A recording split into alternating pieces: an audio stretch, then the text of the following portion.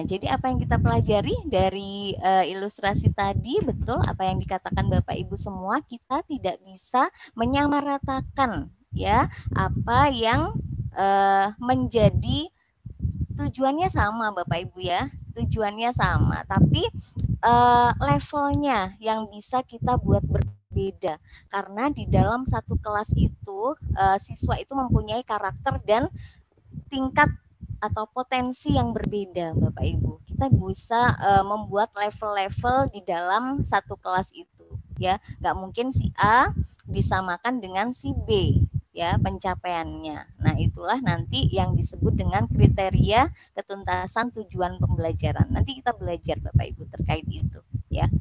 Nah, agar tidak gagal paham, yang dimaksud dengan pembelajaran adalah ini Bapak Ibu.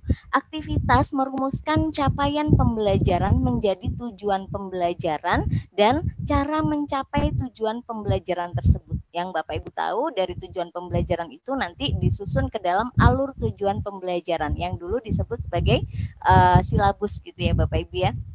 Ada indikator di dalamnya.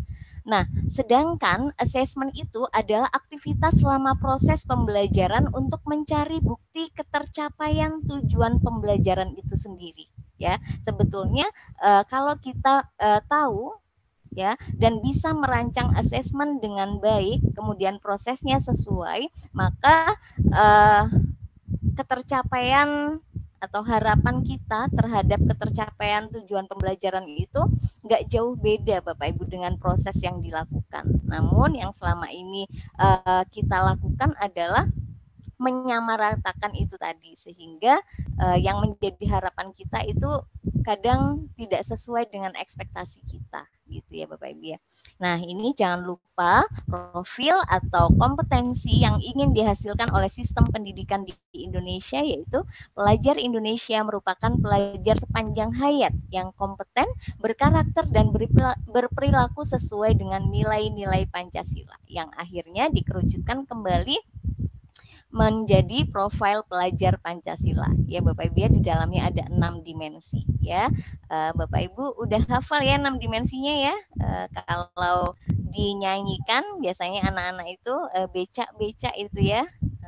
Belajar Pancasila, beriman dan bertakwa pada Tuhan yang Esa dan berakhlak mulia, berkebinekaan global, gotong royong mandiri, kreatif dan bernalar kritis. Nah, itu Bapak Ibu yang dicapai. Sekarang itu penekanannya bukan hanya pengetahuan saja Bapak Ibu ya, tapi yang ditekankan adalah karakter ya. Kalau pengetahuan sekarang ada yang namanya AI Bapak Ibu, Artificial Intelligence, ChatGPT. Bapak Ibu ngasih soal, anak-anak tinggal mengaplikasikan dengan mengetikkan jawab pertanyaan yang Bapak Ibu kasih ke dalam aplikasi GPT itu, Masya Allah luar biasa, jawabannya sudah ada Bapak Ibu, lengkap, komplit gitu ya.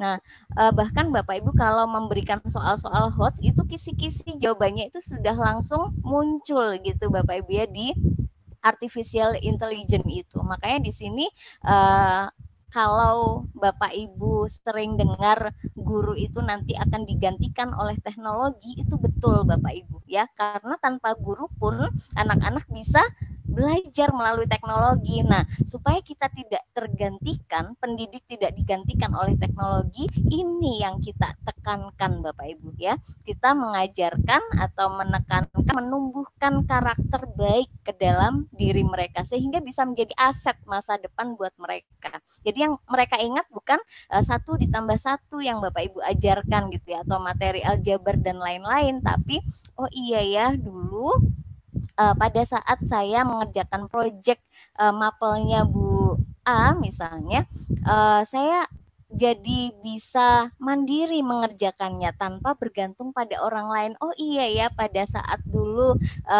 saya mengerjakan atau bekerja kelompok dengan teman-teman, ternyata tumbuh rasa kolaborasi, gotong royong dengan teman-teman. Jadi itu aset yang Bapak Ibu tumbuhkan kepada mereka dan bisa mereka ingat dan implementasikan pada mereka dewasa nanti ketika terjun ke lapangan, Bapak Ibu ya.